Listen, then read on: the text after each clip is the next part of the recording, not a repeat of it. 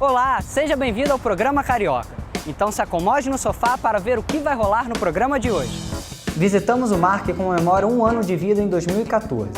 Seguindo na onda de comemorações, fomos ao Forte de Copacabana que completa 100 anos. E ainda o Circo dos Sonhos. E tem mais, você vai conhecer um dos bairros mais tradicionais do Rio, a Lapa. Então chame a família porque depois da vinheta o programa vai começar.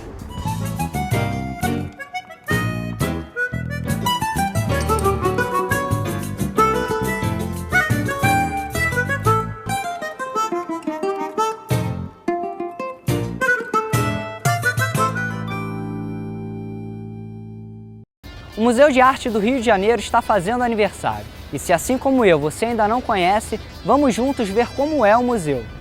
Há um ano, o Rio de Janeiro ganhava mais um museu na cidade, o Museu de Arte do Rio. Ele ocupa 2 edifícios na Praça Mauá, zona portuária do Rio de Janeiro, e são unidos como se fossem uma obra de arte, o que chama a atenção de quem passa pelo local. O primeiro prédio é o Palacete Dom João VI e o segundo abriga a Escola do Olhar, onde acontecem cursos, palestras, seminários, todos ligados com educação e arte. Tanto que a gente sempre fala, a gente não é um museu com uma escola, ou uma escola com um museu. As coisas estão tão misturadas que não fica claro, não existe principal nessa história. Acho que isso é uma coisa muito importante do museu. O Museu de Artes do Rio conta com 8 grandes salas dedicadas às exposições e 15 mil metros de construção. E é nesse espaço que são realizadas as exposições, como Josephine Baker e Le Corbusier, um caso transatlântico. A mostra traz fotos, documentos e vídeos sobre o encontro entre atriz e cantora com o arquiteto. Disse que quando os dois estavam saindo do Brasil, aqui do Porto, pegaram um barco para sair, eles tiveram um caso nesse barco. Então a exposição parte dessa ideia, desse encontro, desse namoro, e começa a formular questões relativas à identidade, gênero. Atualmente, outras 2 exposições também estão em cartaz. Do Valongo à Favela, Imaginário e Periferia, que conta a história da zona portuária do Rio e de como foi sendo formado o imaginário cultural dessa área por meio da arte. A outra é Eu Como Você, que é uma retrospectiva do Grupo Empresa, que há 13 anos se dedica a abrir as portas para jovens artistas que vivem fora do eixo Rio e São Paulo. No momento a gente está recebendo um grupo de Goiás chamado Empresa e eles estão habitando o espaço. O que quer dizer isso? Que o espaço é uma espécie de ateliê para eles. Então eles vêm e ficam no museu de terça a domingo, no horário de abertura, pensando em trabalhos, conversando com o público, interagindo. É realmente um espaço de discussão para entender o que é arte, o que eles vão fazer. É bem interessante. Além da parte cultural, o MAR também oferece oficinas e palestras para professores e estudantes e promove atividades voltadas para o público com necessidades especiais. O museu funciona de terça a domingo, de 10 às 17 horas.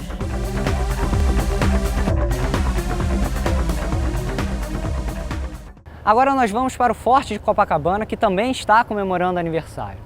E esse eu conheço pessoalmente e posso garantir que você vai gostar. Em ano de Copa do Mundo, o país está em festa. É um dos pontos turísticos mais visitados da cidade maravilhosa, não podia ficar de fora dessa. O Forte de Copacabana completa em 2014 seu centenário. Com uma longa contribuição para a história do Rio de Janeiro, o local abriga o Museu Histórico do Exército, que preserva a sua cultura e memória. Com uma grande importância para a cidade desde a sua criação, o local que foi inicialmente criado para combater o ataque de navios inimigos se tornou um dos pontos mais bonitos do bairro de Copacabana. O forte ele foi concebido para fazer parte de um sistema defensivo do porto da cidade do Rio de Janeiro.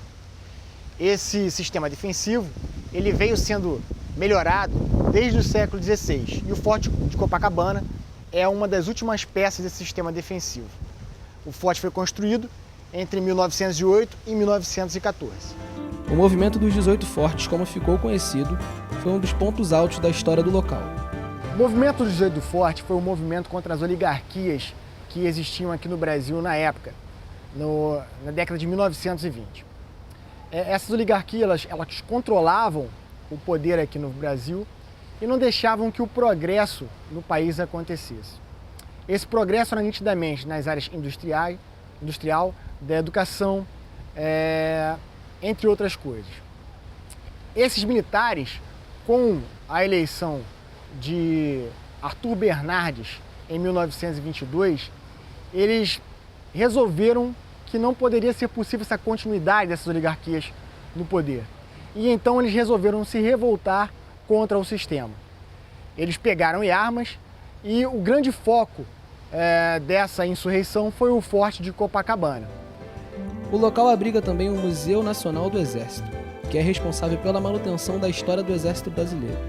O Museu Histórico do Exército ele é de suma importância porque a nossa missão é preservar e disseminar a história do Exército Brasileiro. Nós somos responsáveis por passar para a sociedade grande parte dos nossos valores e também da nossa história, que nada mais é do que a história do Brasil vista pela ótica do Exército Brasileiro, porque nós fazemos parte também dessa história. O Forte de Copacabana está sendo o quartel-general da FIFA durante a Copa do Mundo no Brasil. O local abriga o Centro Aberto de Mídia, que é utilizado pela imprensa nacional e internacional durante o Mundial.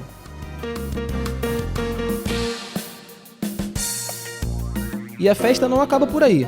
Completando seu centenário em 2014, o Forte, sem dúvidas, vai oferecer ao público diversas atrações em comemoração à data histórica. O nosso centenário ele cai no dia 28 de setembro desse ano e nós temos uma programação voltada para as comemorações dessa data importante, que irão desde exposições até uma formatura, que não poderia deixar de ser porque nós somos uma unidade militar, entre outras atividades que teremos aqui.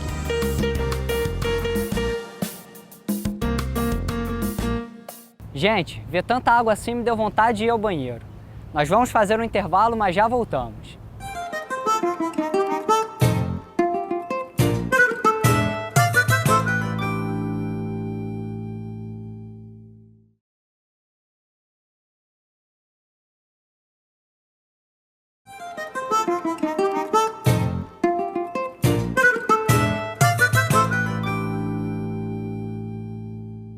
Olha, para dar uma desestressada, que tal irmos ao circo? E não é qualquer circo, hein? Vamos ao Circo dos Sonhos. Quem nunca sonhou em ir até a Lua e ainda por cima de lá poder assistir a alguns momentos mágicos da vida? Pois é, esse é o cenário do espetáculo O Sonho Vai Começar, do Circo dos Sonhos. Opa! Mas antes do espetáculo começar, vamos saber como surgiu isso tudo. Para uns, o sonho de vir ao circo e assistir um espetáculo. Para outros, o sonho de viver dessa arte. Esse espaço aqui reúne de forma mágica o sonho de adultos e crianças. O tempo passa, o Marcos desenvolveu uma carreira como ator, como produtor, realizador e tal. E a família Jardim, que é do Circo dos Sonhos, também desenvolveu toda uma carreira dentro do circo, toda uma história de 30 anos, com algumas lonas girando pelo Brasil. O tempo passa, 30 anos se passam e a gente tem um instituto, na verdade eu represento um instituto que chama-se o Instituto Unicirco Marcos Frota, que é um instituto sem fins lucrativos que tem como principal objetivo manter o vigor da arte circense no Brasil. E a gente correndo atrás de, enfim, apoiadores, patrocínios e tal, a gente conseguiu junto à Petrobras e ao governo do Estado do Rio, a Secretaria de Estado de Cultura e a Prefeitura Municipal, assinar um contrato que prevê basicamente 3 ações no Rio de Janeiro, sempre todas elas ligadas à educação e ao circo, claro, através do circo, né? Então vamos entender melhor como funciona. A primeira ação é básica, a gente vai visitar as comunidades, apresenta um pocket show e abre inscrições para quem quer ser artista. Então a gente basicamente fala para a criançada das comunidades assim, olha, tá vendo aqui esse número? Tá vendo esse espetáculo? Você quer ser isso? Se você quiser, você pode se inscrever aqui, a gente está recolhendo um banco de dados. Então esse é o primeiro trabalho, o trabalho de identificação. A segunda ação tem a ver com o resultado desse trabalho. Depois de identificados esses talentos potenciais, a gente oferece vagas de oficinas livres de circo. Com o objetivo de formação artística mesmo. Então hoje a gente oferece 350 vagas, então são 350 alunos nas comunidades do Falé, na comunidade da Favela do Aço, aqui na Zona Oeste, na Mangueira, no Terreirão, no Recreio, na própria Quinta da Boa Vista, onde está a lona sede do projeto. Enfim, a gente oferece 350 vagas gratuitas para esses jovens que a gente identifica nas comunidades se desenvolverem. Esses alunos eles começam a se formar e eles começam a ser uma mão de obra especializada para circo. Então a terceira ação é exatamente aproveitar essa mão de obra para fortalecer o Circo Nacional. De que forma? A gente começa aos poucos a inserir os alunos dentro do nosso espetáculo, dos nossos espetáculos. Esses alunos começam a se apresentar, a serem contratados como artistas mesmo, para daqui, como vitrine, irem para fora, como aconteceu no ano passado, 20 alunos nossos foram para a Suécia. O pessoal que saiu, enfim, de uma comunidade carente e hoje está trabalhando como artistas de circo da Suécia.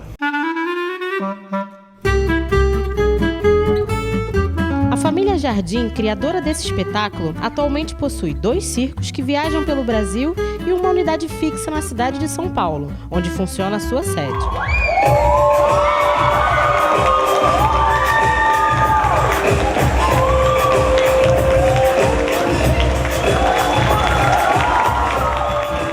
Mas para esse grande espetáculo acontecer, os artistas precisam de muita preparação e dedicação.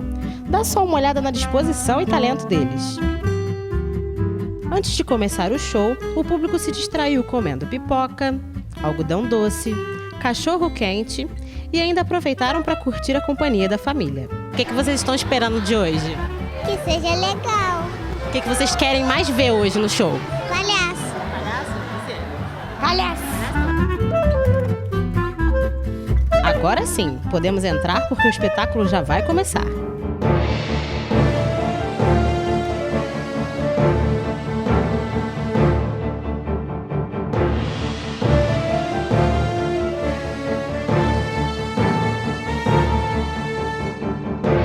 Ufa, é muita emoção de uma vez só. Agora imagina a emoção dos alunos formados que estão se preparando para entrar no espetáculo O Sonho Vai Começar e assim finalmente realizar o seu sonho. Agora é só deixar o sonho acontecer. Daqui, o Circo dos Sonhos irá para o Shopping Grande Rio e a temporada será de 25 de julho a 24 de agosto. Aproveite!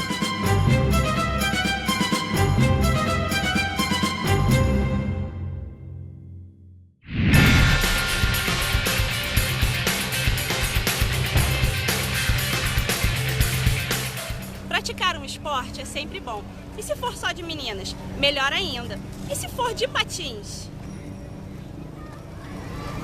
Aí complicou, né? Eu vou apresentar para vocês o roller derby.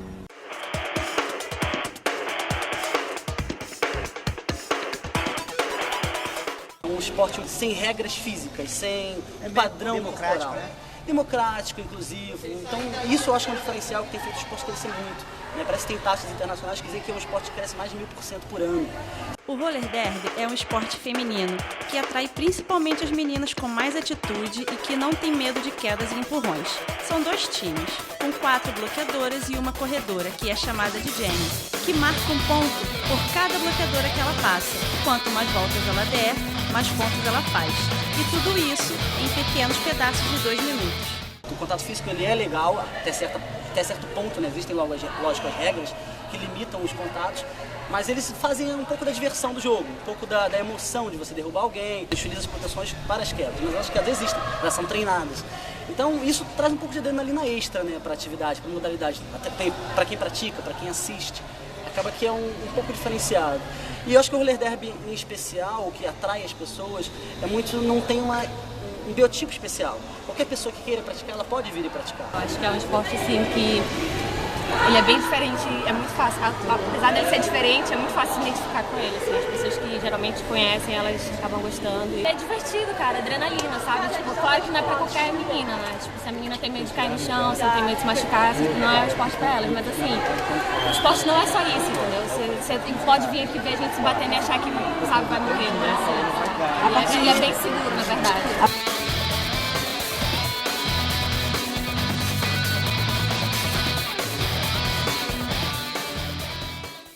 Tá gostando do programa? Então não mude de canal para não perder o nosso último bloco.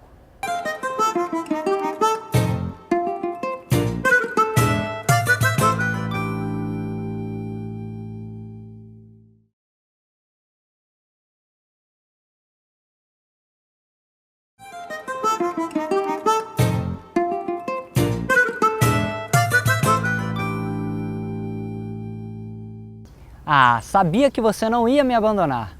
Agora vamos acompanhar um especial sobre a Lapa.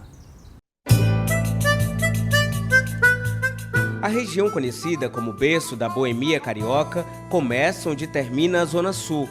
É nesse ponto que acaba o bairro da Glória e surge a Rua da Lapa. O lugar que fica no centro reúne cerca de 13 ruas e dá acesso às ladeiras de Santa Teresa e ao pequeno bairro de Fátima. Logo na entrada existe o passeio público, que foi a primeira praça pública da cidade. O bonito parque, que está bem conservado, enche de verde os olhos de quem visita o local. Outra opção para quem chega até aqui é caminhar pela calçada e apreciar a fachada da Escola de Música da Universidade Federal do Rio de Janeiro. O lugar abriga um auditório que no passado foi utilizado para a apresentação de grandes espetáculos. Ao lado, em estilo neoclássico, fica o prédio do antigo Automóvel Clube do Brasil, tombado desde 1965 pelo seu valor histórico e arquitetônico. Nesse roteiro cabe também uma parada na igreja de Nossa Senhora da Lapa do Desterro, construída pelos carmelitas em 1810 e que deu nome ao bairro. O programa é ideal para o turista que quer conhecer um pouco da arquitetura do Rio Antigo. Na Lapa encontramos também a Sala Cecília Meireles, conhecida por receber diversos concertos de música e que está sendo totalmente reformada. A obra, que deveria ficar pronta em 2012, está atrasada e já se estende por mais de 4 anos. Ao lado de diversos outros casarões antigos que estão em processo de restauração, fica a segunda sede do Museu da Imagem e do Som, que abriga os setores administrativos e parte do acervo. Já na rua de trás, uma imensa obra de arte ao ar livre. Essa escadaria revestida de azulejos liga a Joaquim Silva ao bairro de Santa Teresa. Foram 20 anos de um delicado trabalho realizado pelo artista chileno Celarón, que juntou lado a lado azulejos do mundo todo, e o resultado final foi esse interminável mosaico colorido que chama a atenção dos visitantes.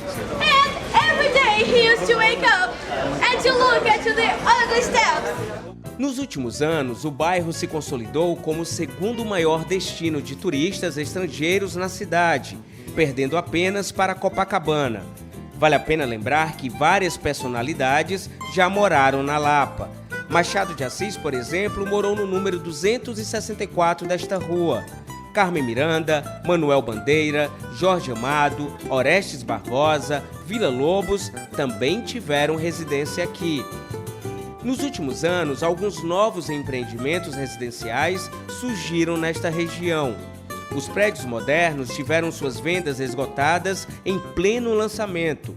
Isso confirmou o interesse de diversas famílias das regiões Norte, Sul e Oeste em morar próximo ao trabalho no centro para fugir dos longos engarrafamentos na hora de ir ou voltar do emprego. Durante o dia é possível perceber que o fluxo de carros e pessoas aqui é intenso. São funcionários de lojas comerciais, restaurantes e grandes prédios administrativos que ficam localizados no entorno. Daqui é possível ver os enormes arranha-céus de empresas famosas como a Petrobras. A charmosa e imponente Catedral Metropolitana do Rio de Janeiro não fica de fora e, mesmo de longe, parece proteger o lugar. Um dos principais pontos turísticos do Rio de Janeiro, que é visitado por cariocas e turistas do Brasil e do mundo, fica aqui. São os já conhecidos Arcos da Lapa. Esse antigo aqueduto foi construído em 1723, no período do Brasil colonial, com a finalidade de transportar água de um lugar para o outro. Essa é uma obra arquitetônica de maior importância do Rio Antigo e também um dos principais símbolos da cidade. A construção tem estilo romano. São 17,8 metros de altura, 270 de extensão e 42 arcos que ligam o bairro de Santa Teresa ao antigo Morro de Santo Antônio. Os estudos para trazer as águas do Rio Carioca para cá começaram nos primeiros anos do século XVII, mas as obras de instalação de canos só tiveram início um século depois. Desde 1896, o aqueduto serve como via para a passagem dos bondes que transportam passageiros do centro a Santa Teresa. Mas depois de um acidente que matou 6 pessoas e deixou mais de 50 feridas, em agosto de 2011, os veículos pararam de funcionar. Uma reestruturação está sendo feita em todo o sistema operacional e, em breve, os bondes voltarão a circular. Apesar de todas essas opções que podem ser aproveitadas durante o dia, é ao cair da noite que a famosa Lapa, que tanto inspirou personagens como Madame Satã e os malandros cariocas, ganha vida. Quando escurece por aqui, todos parecem viver em perfeita harmonia, seja dentro ou fora dos bares e das casas de shows que estão espalhadas nas ruas Riachuelo, Mendiçá, Gomes Freire e Lavradio. A Lapa é, de fato, um grande encontro da boemia carioca que aqui celebra as diferentes tribos musicais. Samba, forró, chorinho, música eletrônica, rock. As diversas casas de shows oferecem um vasto repertório e por isso estão sempre cheias. Quem chega nesse reduto de diversão encontra também diversos restaurantes que oferecem uma boa gastronomia. Para quem está com pouco dinheiro, os depósitos de bebidas são uma boa opção. Aqui tem espaço para todos os bolsos e gostos. Por esse motivo, a Lapa é uma referência única para os amantes da vida noturna. Mas toda essa animação não surgiu de uma hora para outra. Desde 1950, a Lapa é palco de reuniões dos intelectuais, artistas, políticos e do povo carioca, que até hoje se reúne para celebrar a diversidade humana, já que o lema por aqui é pluralidade. Mas nem tudo na Lapa é só alegria. Andando pelas ruas, percebemos que alguns problemas ainda existem. O crescimento do bairro como centro de vida noturna na virada do século XX para o XXI trouxe um aumento da prostituição. Mesmo com policiamento e fiscalização da prefeitura, segundo os moradores, alguns assaltos acontecem de dia e de noite. O comércio ambulante não autorizado continua. Em alguns pontos, é possível ver sujeira e pessoas dormindo na rua. Isso sem falar na falta de preservação de alguns prédios com importância histórica. Mas apesar desses problemas comuns a qualquer bairro do Rio de Janeiro, a Lapa continua sendo um espaço multicultural com conjuntos arquitetônicos preciosos. Aqui, o carioca reencontra suas origens e o turista que chega se encanta pela diversão ao ar livre, fazendo da rua o palco para uma grande festa.